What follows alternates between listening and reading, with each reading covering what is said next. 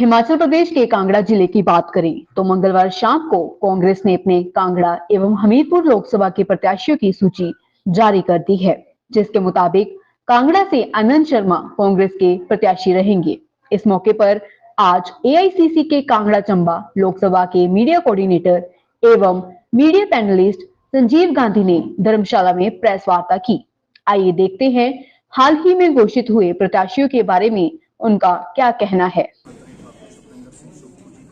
हमारी अध्यक्षा रानी प्रतिभा सिंह जी का,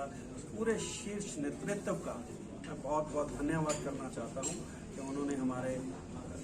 कांगड़ा चंबा पार्लियामेंट कॉन्स्टिट्यूंसी के लिए एक बहुत ही अनुभवी, बहुत डायनामिक, वेरी इंटेलिजेंट और एक ऐसे शख्सियत को जो है वो टिकट दिया है, जो उसके लिए कि हम जो है बहुत उनके आभारी हैं। और ये बहुत गर्व की बात है हम सब कांगड़ा वासियों के लिए, चंबा वासियों के लिए, कि एक ऐसा व्यक्तित्व जिसको इतना बड़ा एक्सपीरियंस है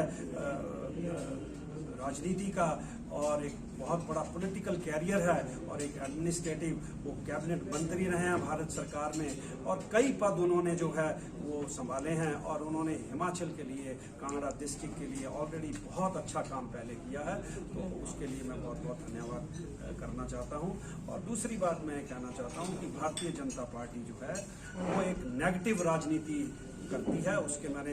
कई एविडेंस जो है यहाँ शेयर किए हैं। जैसे कि उन्होंने, आपने देखा कि 15 महीने की सरकार,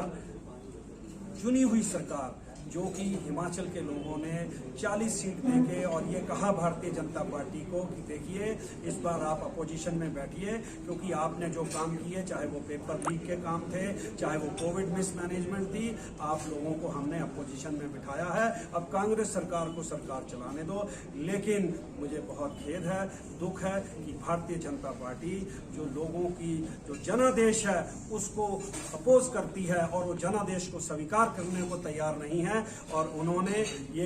एक प्रयास किया है सरकार को गिराने का। और हमारे जो घर में देखिए कुछ ना कुछ मतभेद होता है, लेकिन जब बाहर का व्यक्ति जो है उसको उछालता है तो बात खराब हो जाती है। और ये वही एग्जाम्पल यहाँ हुआ कि भारतीय जनता पार्टी ने कुछ ऐसा ही किया, लालच की राजनीति करती है भारतीय जनता पार्टी और उन्होंने इस जनादेश को बिल्कुल स्वीकार नहीं किया और जिसकी हम बड़ी कड़ी निंदा करते हैं। और आप लोगों ने रिजल्ट देखे कि जबरदस्ती इलेक्शन जो है वो हिमाचल प्रदेश में हमारे ऊपर थोप दिए गए हैं। और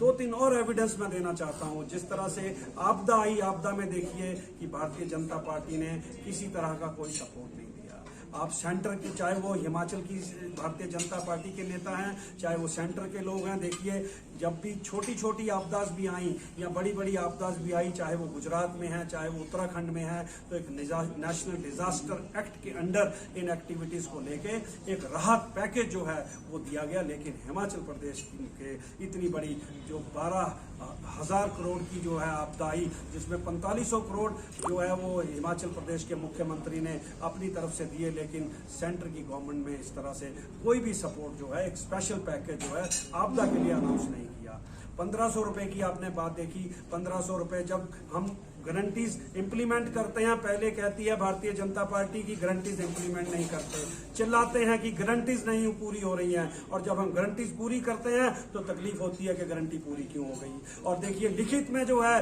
वो जयराम ठाकुर जी ने जो है वो